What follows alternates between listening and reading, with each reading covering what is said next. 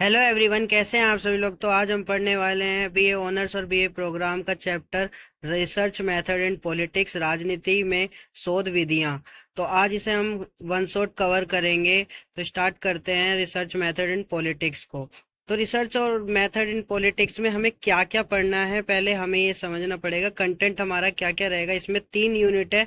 Unit first शोध का परिचय, introduction to research. Unit second जो है शोध की संकल्पना, कंसेप्चुलाइजिंग रिसर्च। तीसरा जो यूनिट है राजनीति के अध्ययन में विधियां और उनका अ, अनुप्रयोग। तो सबसे पहले हमारा यूनिट फर्स्ट है, उसमें हमें शोध का परिचय, इंट्रोडक्शन टू रिसर्च के बारे में हमें पढ़ना है। तो उसमें हमें क्या क्या पढ़ना है, ये पहले हेडिंग्स देखेंगे। हमारे जो टॉपिक्स हैं यूनिट फर्स्ट में वो पढ़ना है हमें। मानव जिज्ञासा और सामाजिक विज्ञान में शोध। तो पहला, सबसे पहले मानव जिज्ञासा और सामाजिक विज्ञान में शोध है। दूसरा, राजनीतिक जांच क्या है और इसकी आवश्यकता क्यों है। राजनीतिक जांच में वास्तुनिष्ठता और व्याख्या के मुद्दे के बारे में बात करा जाएगा। ज्ञान मीमांसा संबंधी बहस और मात्रात्मक बनाम गुणात्मक विश्लेषण के बारे में हमें, इन सब के बारे में हमें पढ़ना होगा। जो इन सब में क्या क्या है, तो ये सब हमारे टॉपिक्स रहेंगे जिससे हमें कवर करना है। तो सबसे पहला जो हमारा टॉपिक्स है उसे हमें कवर करना है। सबसे पहला मानव जिज्ञासा और सामाजिक विज्ञान के बारे में हमें पढ़ना है। जिज्ञासा विज्ञान में शोध है। फिर उसमें जो सबसे पहले हमें समझना है मनुष्य स्वभावता, मनुष्य का जो स्वभाव होता है उसके बारे में समझना है। जिज्ञासु होता है वह अपने चारों ओर की घटनाओं को समझना चाहता है। जो जिज्ञासु होता है, क्यूरियोसिटी जिसके अंदर रहती है, मतलब वो हर चीज को जानने की कोशिश करता रहता है, उसे जिज्ञासु कहते हैं। वो हर घटनाओं को अपनी चारों ओर जितनी भी होते हैं उसे समझने की कोशिश करता रहता है। उसे ही मनुष्य का स्वभाव कहते हैं। जिज्ञासु जो होते हैं हमारे, जो क्यूरियोसिटी वाले इंसान होते हैं, जिन्हें हर चीज जानने की कोशिश करते रहते हैं, वो अपने चारों ओर जितनी भी घटनाएं हो रही है, कुछ भी हो रहा है, उसे समझने की कोशिश करते हैं, उसे ही जिज्ञासु कहते हैं। फिर जो बता रखा है सामाजिक विज्ञान में शोध का उद्देश्य क्या है समाज में, तो राजनीति है, अर्थव्यवस्था और संस्कृति जैसे मानवीय गतिविधियों को वैज्ञानिक दृष्टिकोण से समझना होता है।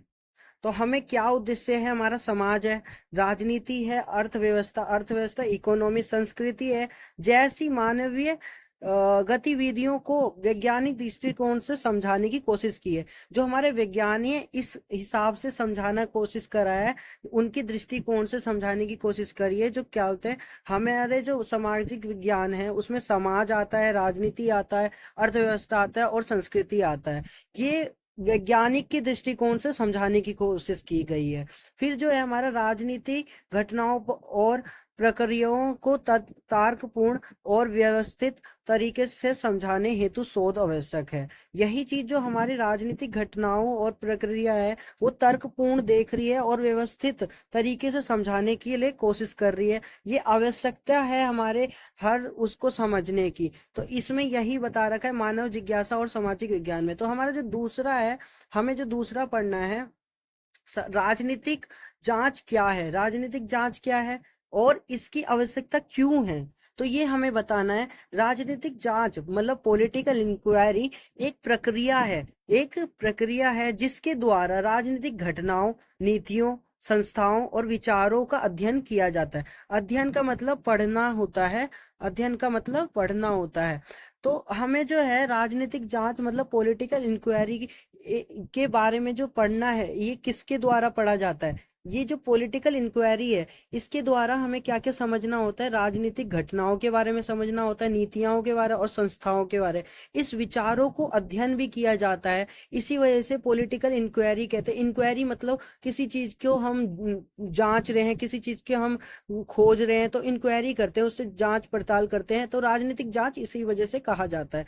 ये हमें निम्न बातों को समझाने में मदद करता है। कुछ ऐसी बातें हैं जिसे ये समझाने की कोशिश करता है, कुछ ऐसी बातें हैं जिसे ये समझाने की कोशिश करता है। जैसे शक्ति का वितरण कैसे होता है, नीतियों कैसे बनते हैं, नीतियां जो है, नियम जो है हमारे, नियम वो कैसे बनते हैं, कैसे बनते हैं, तो वो बता रखा है। नीति, नीति का मतलब क्या होता है, नियम, नियम कैसे बनते हैं वो बताया। तो जो सबसे, और ये जो लास्ट है हमारा, सरकार और समाज के बीच क्या संबंध है, तो सरकार जो है हमारी गवर्नमेंट जो होती है, गवर्नमेंट उस और जो है हमारे समाज, समाज मतलब सोसाइटी, सोसाइटी में क्या संबंध है, मतलब रिलेशन क्या क्या है हमारे, तो ये बताने की कोशिश करिए। तो इसकी आवश्यकता इसलिए है, इसकी आवश्यकता इसलिए है क्योंकि ये समाज में सत्ता और निर्णय प्रक्रिया के पीछे छिपी संरचनाओं को उजागर करती है। क्या कहना चाह रहा है, जो ये हमारा इन इस वजह से जरूरतें हैं, इसकी आवश्यकता पड़ती है हमें, क्योंकि जो है ना समाज जो है उसमें सत्ता, मतलब सत्ता मतलब जैसे वो राज करते हैं सत्ता में, तो उसके लिए सत्य और निर्णय, निर्णय लेने के लिए, किसी फैसले को लेने के लिए प्रक्रिया जो होती है उसमें ही संरचनाओं को उजागर करा जाता है। तो इसे हम 1.2 जो है हमारा राजनीतिक जांच क्या है और इसकी आवश्यकता क्यों है, इसका जो आंसर है हमारा यही पड़ेगा। जो हमें तीसरा जो है हमारा राजनीतिक जांच में वस्तु निष्ठा और व्याख्या के मुद्दे, जो ये हमारा वस्तु जो है ना, ये राजनीतिक जांच में वस्तु निष्ठा और व्याख्या के मुद्दे, ये हमें समझना है। तो सबसे पहले जो है हमारा सबसे पहले हमारा वस्तुनिष्ठता, वस्तु निष्ठा को हमें क्या कहते हैं, ऑब्जेक्टिविटी। ऑब्जेक्टिविटी जैसे उसका क्या मतलब है, शोधकर्ता को निजी पक्षपात, शोधकर्ता को निजी पक्षपात और विचारधारात्मक झुकाव से दूर रहकर तथ्यों के आधार पर निष्कर्ष निकालना चाहिए। क्या कहना चाह रहा है ये कहना चाह रहा है जो हमारा शोध करता है वो निजी पक्षपात को छोड़ के और विचारात्मक को झुकाव से दूर रहकर, उससे दूर रह के, किस किस चीज से दूर रहना है हमें, एक हमारा पक्षपात है और एक हमारा विचारधारात्मक धारात्मक है, उसको झुकाव मतलब उसे दूर रहना है, उससे हमें ध्यान नहीं देना है, उन सब चीजों को दूर रहकर तथ्यों के आधार पर, तथ्यों के आधार मतलब जो हमारा निष्कर्ष निकलता है ना, उसके आधार पे हमें समझना होता है ऑब्जेक्टिविटी क्या है। तो यही बता रखा है हमें, जो है पक्षपात और विचारधात्मक को झुकाव देना चाहिए, उसे दूर रहना चाहिए और तथ्यों के आधार पर हमें निष्कर्ष निकालना चाहिए। फैसला जो है हमारा सबसे तथ्यों के आधार पर निकालना चाहिए। फिर जो हमारा व्याख्या की गई है, इसकी इंटरप्रिटेशन कही गई है, राजनीतिक घटनाओं का एक ही प्रकार से विश्लेषण किया नहीं किया जा सकता। विश्लेषण मतलब जो हमारा मतलब एनालाइज जो होता है उसे किया गया है, किसी एक ही नहीं किया गया। क्या कह रहा है, एक ही प्रकार से विश्लेषण नहीं किया, मतलब एक ही बार विश्लेषण नहीं किया गया, अलग अलग दृष्टिकोण से हुआ है, अलग अलग दृष्टिकोण से हुआ है। ये द्वंद्व इस बात को दर्शाता है, ये जो बात है हमारी, ये जो लिखा हुआ है हमारा ऑब्जेक्टिविटी, सो इस ये द्वंद्व इसी बात को दर्शाता है। किस बात को दर्शा रहा है ये, राजनीतिक विज्ञान पूर्णत वैज्ञानिक नहीं हो सकता, राजनीतिक विज्ञान पूर्णतः ये वैज्ञानिक नहीं हो सकता, बल्कि ये अनुभव, संदर्भ और समाज पर निर्भर करता है। किस चीज पर निर्भर करता है, संदर्भ पे और समाज पे, संदर्भ और समाज, समाज सोसाइटी पर निर्भर करता है। कौन करता है हमारा, ये विज्ञान पूर्णत वैज्ञानिक नहीं हो सकता, वैज्ञानिक नहीं हो सकता तो क्या हो सकता है, बल्कि ये अनुभव करता है। किस चीज को अनुभव करता है, संदर्भ और समाज पर निर्भर करता है। तो ये बता रखा है इस वाले में। फिर जो है हमारा 1.4 में ज्ञान मीमांसा संबंधी बहस, मात्रात्मक बनाम गुणात्मक विश्लेषण। क्या कह रहे हैं इसमें, इसमें ये कहा जा रहा है जो हमारा मात्रात्मक जो है विश्लेषण, विश्लेषण जो है मात्रात्मक विश्लेषण, इसे क्या कहते हैं, इसे कहते हैं क्वांटिटेटिव। क्वांटिटेटिव में क्या क्या हमें पढ़ना होता है, क्वांटिटेटिव में आंकड़ों, सर्वेक्षणों, ग्राफ, चार्ट पर आधारित होता है। ये क्या होता है, क्वांटिटेटिव क्या है, एक ये सब्जेक्ट होता है क्वांटिटेटिव वैसे भी, और इसमें बता रखा है हमें क्या है, इसका विश्लेषण किया गया है। किस चीज पे विश्लेषण होता है, इन्हें मात्रात्मक विश्लेषण, ये सिर्फ आंकड़ों और सर्वेक्षणों, ग्राफ और चार्ट पे आधारित होता है। जो हमारे आंकड़े होते हैं मतलब गिनती होती है, सर्वेक्षण होते हैं, ग्राफ जो बनाया जाता है हमारा, और चार्ट्स जो होते हैं उस पे ये आधारित होता है। फिर कहा है उद्देश्य तथ्यों को मापना और सामान्य निष्कर्ष निकालना होता है। क्या कह रहा है, उद्देश्य जो है इसका मापना होता है, मतलब मेजर करना होता है, और सामान्य निष्कर्ष निकालना होता है। फिर उदाहरण भी दे रखा है, उदाहरण है इसका चुनाव सर्वेक्षण। चुनाव में जो हम सर्वेक्षण करते हैं, मतलब हम सर्वेक्षण मतलब जाते हैं, सर्वे करते हैं, तो उस चीज को ये उदाहरण दे रहा है। चुनावी इलेक्शन टाइम पे जो हम सर्वे करते हैं, तो उस चीज का उदाहरण दिया गया है इसमें। फिर गुणात्मक विश्लेषण को क्वालिटेटिव भी कहा जाता है। गुणात्मक विश्लेषण को क्वालिटेटिव कहते हैं और मात्रात्मक विश्लेषण को क्वांटिटेटिव कहते हैं। तो इसमें कोई दिक्कत नहीं होनी चाहिए आपको। पहले मात्रात्मक विश्लेषण को क्वांटिटेटिव कहा जाता है और गुणात्मक विश्लेषण को क्वालिटेटिव कहा जाता है। फिर जो इसमें बता रखा है, क्वालिटेटिव में बता रखा है, मैं व्यक्तियों के अनुभव, व्यवहार और भाषण और संस्कृति प्रतीक पर आधारित होता है। ये किस किस चीजों पे आधारित होता है? क्वालिटेटिव। क्वालिटेटिव का मतलब है तुम्हारे अंदर जो क्वालिटी है वो किस चीज पे आधार है। तुम खुद अपने ऊपर रख के देखो, जो क्या चीज से क्वालिटी आपकी बनती है। व्यक्ति की एक अनुभव जो होता है, उसके वजह से जो अनुभव करता है उस वजह से उसकी क्वालिटी बढ़ती है। व्यवहार जो होता है, उसका बिहेवियर जो अच्छा होता है, उस चीज से उसकी क्वालिटी बनती है। भाषण मतलब स्पीच देना, उसकी अच्छी बात है।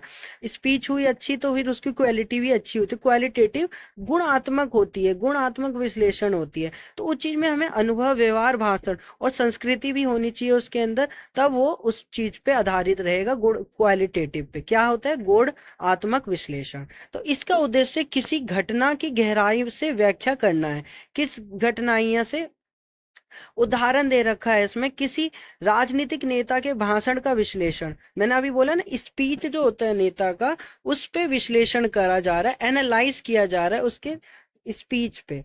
फिर दोनों के बीच चयन शोध की प्रकृति पर निर्भर करता है।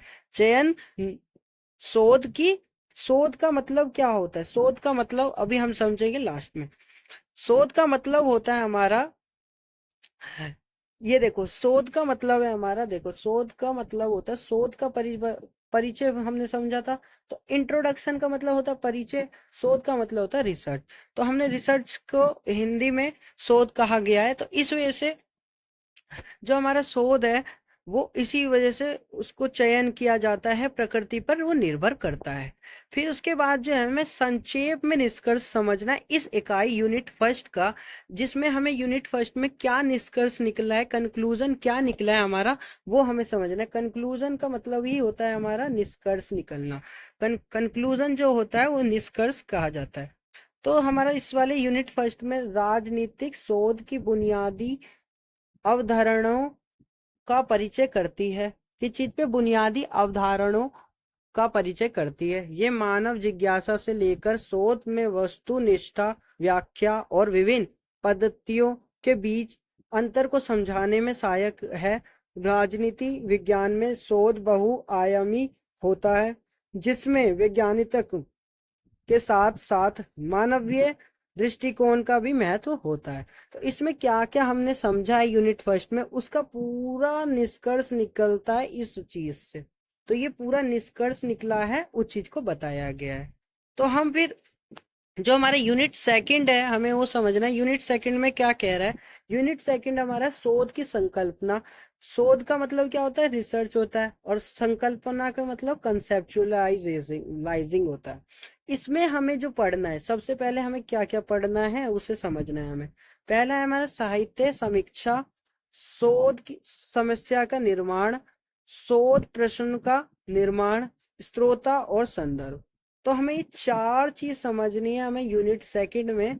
यूनिट सेकंड में सिर्फ चार चीज समझनी। कौन कौन सी समझनी? साहित्य समीक्षा, शोध समस्या का निर्माण, शोध प्रश्नों का निर्माण, स्त्रोता और संदर्भ। तो सबसे पहले जो हम समझेंगे ना, हमारा जो साहित्य समीक्षा, लिटरेचर रिव्यू, उसके बारे में हमें समझना है क्या होता है। ये शोध प्रक्रिया का प्रारंभिक प्रारंभिक मतलब प्रारंभ जो करते हैं उस वो होता है, और अत्यंत आवश्यक चरण होता है। ये अत्यंत आवश्यक मतलब बहुत जरूरी आवश्यक चरण होता है, ये बहुत जरूरी चरण होता है। तो इसमें पहले से उपलब्ध पुस्तकों पुस्तकों शोध पत्रों, लेखों और रिपोर्टों का अध्ययन किया जाता है। अध्ययन का मतलब क्या होता है? पढ़ना। पढ़ना मतलब हम पढ़ते हैं, उस चीज को किया जाता है। इसका उद्देश्य क्या बताया गया है? ये जानने की किस विषय पर कितना कार्य हो चुका है, हम ये जानते हैं इससे जो किस विषय में मतलब किस सब्जेक्ट में हमारा कितना वर्क हो चुका है, कार्य हो चुका है, उस चीज का उद्देश्य है इसका। शोध की नई दिशा या खाली जगह, रिसर्च गैप कहते हैं उसे, को पहचानना, रिसर्च गैप को पहचानना भी होता है शोध की नई दिशा। अपने शोध का ढांचा और दृष्टिकोण तैयार करना, किस चीज को, शोध का ढांचा और दृष्टिकोण को तैयार करना इसकी उद्देश्य होते हैं। ये तीन उद्देश्य हैं हमारे। एक, कितना काम किया है हमने किस विषय में, और जो रिसर्च गैप को पहचानना, और अपने शोध का ढांचा और दृष्टिकोण को तैयार करना। फिर उदाहरण भी दिया गया है। उदाहरण ये है, यदि हम भारत में चुनाव सुधार पर शोध करते हैं, शोध मतलब रिसर्च करते हैं, तो आप याद रखना रिसर्च करते हैं, शोध करते हैं, तो हमें पहले ये देखना होगा, क्या देखना होगा कि इस विषय पर पूर्व मतलब शुरुआत में ही में क्या शोध हुआ है, क्या रिसर्च हुआ है, तो ये कहना चाह रहा था। फिर जो हमारा दूसरा हमें समझना है, दूसरा क्या समझना है इस वाले यूनिट में, दूसरा हमें समझना है शोध समस्या का निर्माण, फॉर्मुलेटिंग इस रिसर्च प्रॉब्लम।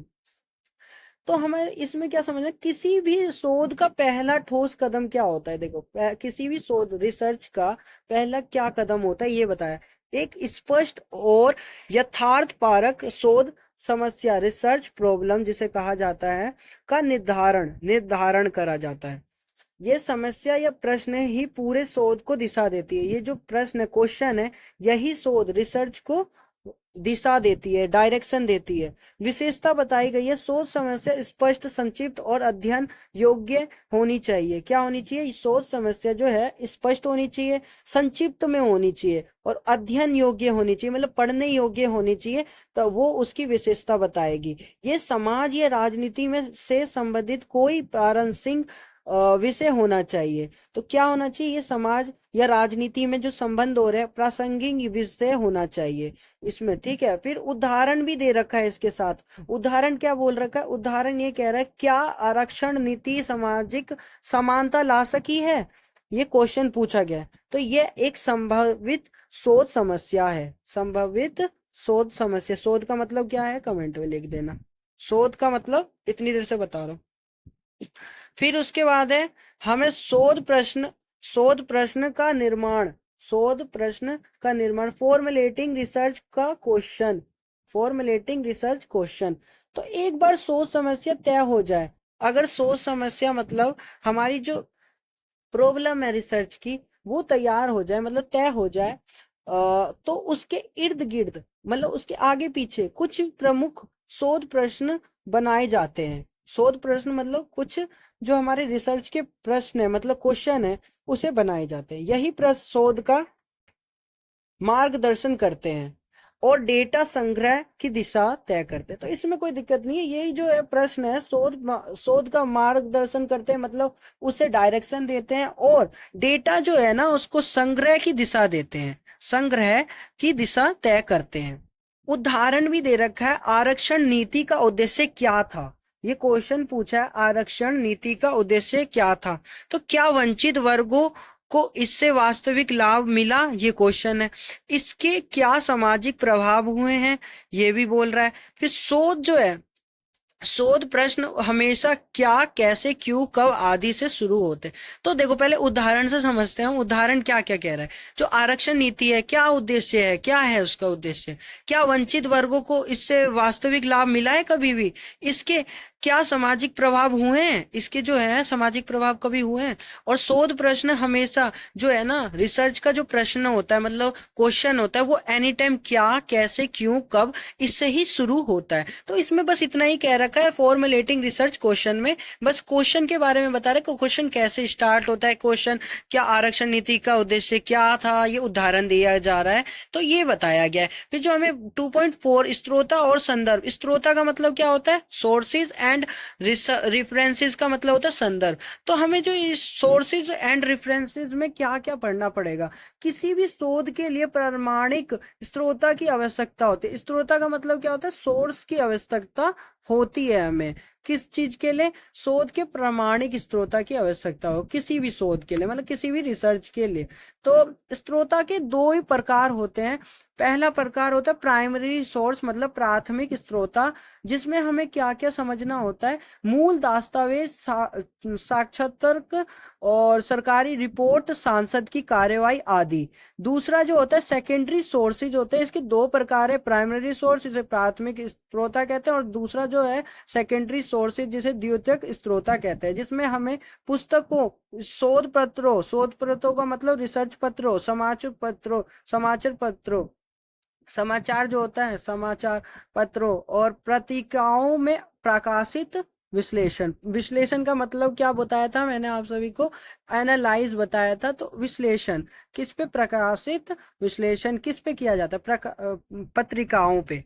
तो ये बता रहेगा। फिर इसमें क्या कह रहा है, संदर्भ देने से शोध की विश्वसनीयता बढ़ती है। क्या बढ़ती है, विश्वसनीयता बढ़ती है, और शोधकर्ता की नैतिकता भी बढ़ती है और भी सिद्ध होती है, और सिद्ध भी होती है। तो बस इसमें इतना ही बताया है। सोर्स एंड रेफरेंसेस में जो हमारे दो प्रकार होते हैं स्रोता के, सोर्सेज के जो दो प्रकार होते हैं, प्राइमरी सोर्स होते हैं और सेकेंडरी सोर्स होता है, और मैंने इसके अंदर का आपको बता ही दिया।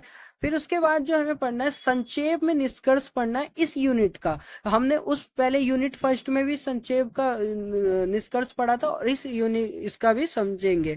तो इसमें क्या कह रखा है, इस इकाई में शोध कार्य की ठोस नींव रखने की प्रक्रिया को समझाया गया है, जैसे कि साहित्य समीक्षा, शोध समस्या व प्रश्नों का निर्माण और प्रामाणिक स्रोता की पहचान। यह चरण शोध को सटीकता और उद्देश्य प्रदान करता है। तो इसमें बस इतना ही समझाया है, वो पूरा जो यूनिट का निष्कर्ष निकला है बस इतना ही निकला है। फिर उसके बाद जो हमें तीसरा यूनिट पढ़ना है, राजनीति के अध्ययन, राजनीति जो हमारे यूनिट थर्ड है, राजनीति के अध्ययन में विधियां और उनका अनुप्रयोग। ठीक है। तो यूनिट 3 में जो हमें क्या क्या पढ़ना है उसको पहले हम समझते हैं। हमें जो पढ़ना है पहले है अनुभवजन्य विधियां। अनुभवजन्य, ये लिखने में थोड़ा तकलीफ होगी और बोलने में भी तकलीफ होगी, तो आप ध्यान से इस स्पेलिंग को देख लीजिए। अनुभवजन्य विधियां और वाक्य विन्यास विश्लेषण और पारंपरिक अभिलेखकर। फिर है नर्व्स विज्ञान। तो इन चारों को आप ध्यान से सुन लीजिए। तो सबसे पहले हम समझते हैं इसमें अनुभवजन्य विधियां, मतलब एम्पायरिकल मेथड जो है हमें समझना है। इसमें क्या बताया, ये विधियां अनुभव, अवलोकन और आंकड़ों पर आधारित। आंकड़ों का मतलब मैंने बताया था नंबर्स जो होते हैं हमारे, नंबर्स, आंकड़ों कहते हैं उसे इंग्लिश में, हिंदी में आंकड़ों कहते हैं, इंग्लिश में नंबर्स कहते हैं। फिर जो इसका उद्देश्य है, हमारा उद्देश्य बताया गया है, तथ्यों को मापना मेजर करना, तुलना तुलना कंपेयर करना और निष्कर्ष निकालना है। निष्कर्ष मतलब कंक्लूजन निकालना है। जैसे अभी हम उस यूनिट का कंक्लूजन निकालते हैं, उसमें हमने क्या क्या पढ़ा उसे एक उसमें समझा, जो क्या समझाया गया है उसका निष्कर्ष, तो उसे ही निष्कर्ष कहते हैं। तो राजनीतिक विज्ञान में चुनाव परिणाम, जनमत सर्वेक्षण, नीतियों का प्रभाव आदि का अध्ययन इसके अंतर्गत आता है। किसके अंतर्गत आता है, देखो राजनीतिक विज्ञान जो होता है उसमें चुनाव परिणाम, जनमत सर्वेक्षण, नीतियों के प्रभाव, ये सब आते हैं, उसका हम अध्ययन करते हैं। अध्ययन का मतलब पढ़ते हैं उस चीज को, उसके अंतर्गत आता है। उदाहरण भी दे रखा है, एक राज्य में किसी योजना के लाभार्थी के संख्या के आधार पर उसकी सफलता का विश्लेषण करते हैं। जो मतलब एक हमारा राज्य है, एक राज्य जो है हमारा राज्य, उसमें बहुत सारे लोग रहते हैं, बहुत सारे लोग, उन सबको प्रॉफिट मिला होगा, उसे लाभ मिला होगा, तो उससे हम विश्लेषण करते हैं उन सभी का, जो उनमें कितने बंदों को फायदा हुआ है। तो बस इसमें यही बताया गया, एम्पायरिकल एम्पायरिकल जो है हमारा। फिर इसके बाद जो है हमारा वाक्य विन्यास विश्लेषण, मतलब टेक्सचुअल और डिस्कोर्स एनालाइज। इस विधि में भाषणों, दस्तावेजों, लेखों, घोषणाओं आदि का गहराई से विश्लेषण किया जाता है। क्या क्या विश्लेषण किया जाता है इसमें? भाषण मतलब स्पीच, दस्तावेज और लेखा, लेखा जोखा जो होता है हमारा, और घोषणा जो करते हैं हम, और इसको गहराई से जो हम विश्लेषण करते हैं, इसी वाक्य विन्यास विश्लेषण में किया जाता है। उद्देश्य इसका भी दे रखा है, विचारधाराओं, नीतिगत झुकाव और सत्ता संरचनाओं को समझना। किस चीज को समझना होता है हमें? विचारधाराओं को, नीतिगत झुकाव को और सत्ता संरचनाओं को। उदाहरण भी दे रखा है, किसी राजनीतिक नेता के भाषण से यह समझना कि वह किस वर्ग को लक्षित कर रहा है और किस प्रकार का विचारधारा को बढ़ावा दे रहा है, अच्छे विचारधारा को या बुरे विचारधारा को। फिर जो हमारा पारंपरिक अभिलेखीय विधि है, इसको कहते हैं अर्चीवल मेथड। ऐतिहासिक दस्तावेज, सरकारी रिपोर्ट, प्रशासनिक अभिलेख, समाचार पत्र और आदि का प्रयोग किया जाता है इसमें। यह विधि राजनीतिक की ऐतिहासिक और संसद समझ को विकसित करने में सहायक होती है। उदाहरण है इसका हमारा, भारत के संविधान निर्माण में डॉक्टर अंबेडकर की भूमिका, जो डॉक्टर भीमराव अंबेडकर हैं, उनकी कितनी भूमिका संविधान सभा की कार्यवाही के अभिलेखा में समझने की थी। वो आपको भी पता होगा, जो हमारा कॉन्स्टिट्यूशन है मतलब संविधान जो है, उसमें हमारे जो डॉक्टर भीमराव अंबेडकर हैं, वो कितने उनका बड़ा रोल है उसमें, जो उस संविधान बनाने में। तो वही बता रखा, लेखा जोखा जो है हमारा, लेखा जोखा उसमें बहुत उनका बड़ा बड़ा नाम है। किनका? B are Ambedkar. अम्बेडकर, ठीक है, बी आर अम्बेडकर मतलब भीमराव अम्बेडकर। तो डॉक्टर अम्बेडकर भी लिख सकते, तो उनकी भूमिका बहुत ज्यादा है। तो वही बता रखा अभिलेख या विधि में, अर्चिवल मेथड में। तो हमें जो इसके बाद पढ़ना है, नर्व्स विज्ञान। नर्व्स विज्ञान को इंग्लिश में कहा जाता है एथनोग्राफी। एथनोग्राफी ये विधि किस समुदाय और समूह के बीच रहकर उनके व्यवहार, संस्कृति, सत्ता संबंधों का अवलोकन करने पर आधारित है। इसमें शोधकर्ता स्वयं फील्ड में जाकर अनुभव लेते हैं। जो शोधकर्ता है वो स्वयं फील्ड में जाकर अनुभव लेते हैं, अनुभव करते हैं उस चीज को। विशेषता भी बता रखी है हमें।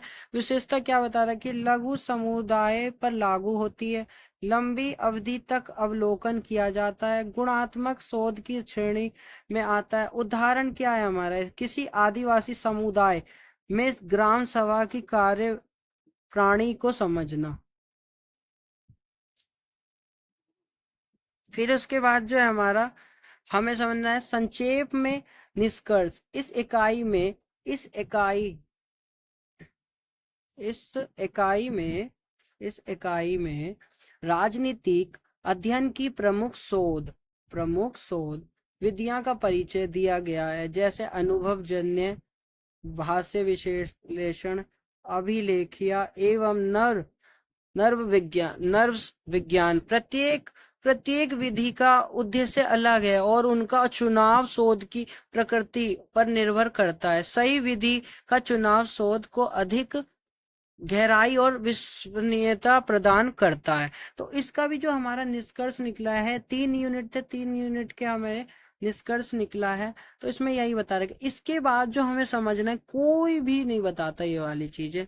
जो इसमें समझना है हमें, कैसे कैसे क्वेश्चन आते हैं इसी चैप्टर से। तो कैसे कैसे क्वेश्चन आते हैं, तो सबसे पहला जो महत्वपूर्ण दीर्घ उत्तर प्रश्न मतलब लॉन्ग आंसर क्वेश्चन मैंने सीधा दे रखा है, क्योंकि लॉन्ग आंसर ज्यादा आते हैं आप में, तो इस वजह से मैंने बताया। तो सबसे पहला हम क्वेश्चन समझेंगे, राजनीतिक शोध में वस्तुनिष्ठता और व्याख्या के बीच के द्वंद्व पर चर्चा करें। तो मैंने आपको बताया था वस्तुनिष्ठता और व्याख्या के बीच का द्वंद्व, तो वो आप इस वाले में लिख सकते। तो क्या बता रहा है ये? थोड़ा सा ही हमें उत्तर बता रहा है, हिंट बता रहा है जो हमें कैसे लिखना है। तो इस प्रश्न में आपको राजनीतिक अनुसाधन में निष्पक्षता मतलब ऑब्जेक्टिविटी, और व्याख्या इंटरप्रिटेशन, मैंने आपको ये पहले ही बताया था ना। तो इसको ही लिखना है कि बीच संतुलन जो है की आवश्यकता और चुनौतियां को समझाना है। तो वही इस क्वेश्चन अगर आपके पास आता है ये वाला क्वेश्चन, तो आपको इसमें क्या क्या लिखना है ये बताया। ऑब्जेक्टिविटी, ऑब्जेक्टिविटी और इंटरप्रिटेशन मतलब निष्पक्षता और व्याख्या के बीच संतुलन की आवश्यकता और चुनौतियां को समझाना है इसमें, इस क्वेश्चन में। फिर जो दूसरा क्वेश्चन है हमारा, राजनीतिक विज्ञान में मात्रात्मक और गुणात्मक शोध विधियों की तुलना करें। तो ये भी मैंने आपको अभी बताया था, मात्रात्मक और गुणात्मक, इसे इंग्लिश में क्या क्या कहते हैं कमेंट में लिखना। तो मैं अभी बता देता हूँ आपको, इसे कहते हैं क्वालिटेटिव और इसे कहते हैं क्वांटिटेटिव। मतलब इन दोनों में से ही कुछ कहते हैं, इन दोनों को मैं ध्यान नहीं आ रहा, पर भी आप भी कमेंट में लिख के जाना जो क्या कहते हैं इसे। तो इसमें तुलना करना है इन दोनों की विधियों को। तो ये प्रश्न दोनों विधियों के सिद्धांत, उपयोग, लाभ और सीमाओं पर केंद्रित है। तो इसमें हमें क्या क्या लिखना है, हमें विधियां लिखनी है, सिद्धांत, उपयोग, लाभ और सीमाओं, जो मैंने आपको समझाया वो आप लिख देंगे तो पूरे मार्क्स मिल जाएंगे। फिर जो हमारा जो तीसरा क्वेश्चन आता है, राजनीतिक अनुसाधन में साहित्य समीक्षा का महत्व समझाना। इसमें क्या समझाना है, इसमें आपको यह बताना है कि पूर्ववर्ती अध्ययन कैसे गए, कैसे नए शोध की दिशा निर्धारित करता है। फिर जो चौथा क्वेश्चन में हमको समझाना है, चौथा क्वेश्चन ये कह रहा है, शोध समस्या और शोध प्रश्नों के निर्माण की प्रक्रिया पर प्रकाश डालें। इस प्रश्न में ये समझाना चाह रहा है, इस प्रश्न में आपको उत्तर कैसे देना है। इस प्रश्न में शोध समस्या की पहचान बतानी है, उसकी स्पष्टता और उसके संबंधित प्रश्नों के निर्माण की प्रक्रिया को समझाना है। तो ये भी मैंने आपको बताया था, तो आप उसको लिख सकते हैं इस क्वेश्चन में। तो ऐसे ही क्वेश्चन आएंगे आपके पेपर में। फिर जो हमारा पांचवा क्वेश्चन रहेगा, इसमें राजनीतिक अध्ययन में अनुभव जन्य विधियों की भूमिका पर चर्चा करें। तो अभी मैंने आपको अनुभव जन्य विधियों के बारे में बताया था, तो उसकी भूमिका बताई थी। तो इसमें आपको अनुभव जन्य डेटा संग्रह अभी बताया था, विश्लेषण और उनके राजनीतिक अनुसाधन में उपयोग पर ध्यान देना। तो यही आपको बस इस 5 क्वेश्चन में ऐसे करना है। फिर उसके बाद आपको छठे क्वेश्चन में क्या करना है, छठे क्वेश्चन में राजनीति अनुसाधन में नर्व विज्ञान, एंथनोग्राफी की विधि की उपयोगिता पर चर्चा करें। इस प्रश्न में क्या बताना है आपको, नर्व विज्ञान की परिभाषा, प्रक्रिया और राजनीतिक संदर्भ में इसके अनुप्रयोग को समझाना है। तो बस इस वाले में इतना ही करना है। फिर जो सातवां प्रश्न लास्ट जो है हमारा, इससे ज्यादा कोई बाहर नहीं जाने क्वेश्चन। तो और मैंने आपको चैप्टर भी समझा दिया और क्वेश्चन भी बता रहा हूँ कैसे है। इस क्वेश्चन में बोला है, राजनीतिक अनुसाधन में प्राथमिक और द्वितीय, मतलब जो प्राइमरी और जो सेकेंडरी स्रोता था, सोर्सेज की भूमिका पर चर्चा करें। तो मैंने आपको बताया था प्राइमरी और सेकेंडरी के बारे में, सोर्सेज के बारे में, तो उसके बारे में बताया गया। तो इस वाले प्रश्न में उत्तर क्या देना है आपको, इसमें आपको विभिन्न, मतलब विभिन्न स्रोता की पहचान बतानी है। विभिन्न मतलब बहुत सारे जो स्रोता हैं उनकी पहचान और उनकी विश्वसनीयता और उस शोध में उनके उपयोग को समझाना है। तो इतने ही जो क्वेश्चन है, बस इतने कर लोगे अगर आप तो सही रहेगा। फिर उसके बाद हमें जो है, हमारा जो ये वीडियो है लास्ट करते हैं हम। और ये जो है, आपको डाउट होते हैं, कुछ भी डाउट है, या आपको अगर कोई और सी वीडियो चाहिए तो आप कमेंट में लिख सकते हैं। और अगर आपको किसी चीज़ की भी प्रॉब्लम है तो आप कमेंट में लिख सकते हैं। और अच्छी लगी होगी तो वीडियो तो प्लीज़ लाइक करना और शेयर कर देना और कमेंट तो ज़रूर करना और सब्सक्राइब करके रख लेना, क्योंकि आगे भी जो वीडियो आएंगी आप ही के लिए आएंगी। तो प्लीज़ सब्सक्राइब करके रखना, और कोई सी भी वीडियो आप चाहते तो प्लीज़ कमेंट में लिखना।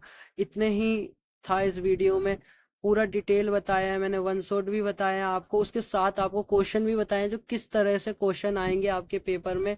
उस वन शॉट को समझ के आप क्वेश्चन को भी आराम से अटेम्प्ट कर सकते हैं। तो इतना ही था इस क्वेश्चन में। तो तब तक के लिए धन्यवाद आप सभी का, आप इतनी देर तक बने रहे इस वीडियो में। तो अगली वीडियो के लिए इंतजार में रहें और कमेंट में लिख दीजिएगा जो उनसे आपको वीडियो चाहिए और कौन सा आपको चाहिए, एग्जाम कौन सा है, सब कुछ लिख देना, और कैसी लगी आपको वीडियो वो भी लिख देना। तब तक के लिए आप मौज करिए और मजे करिए। चलो, थैंक यू सो मच।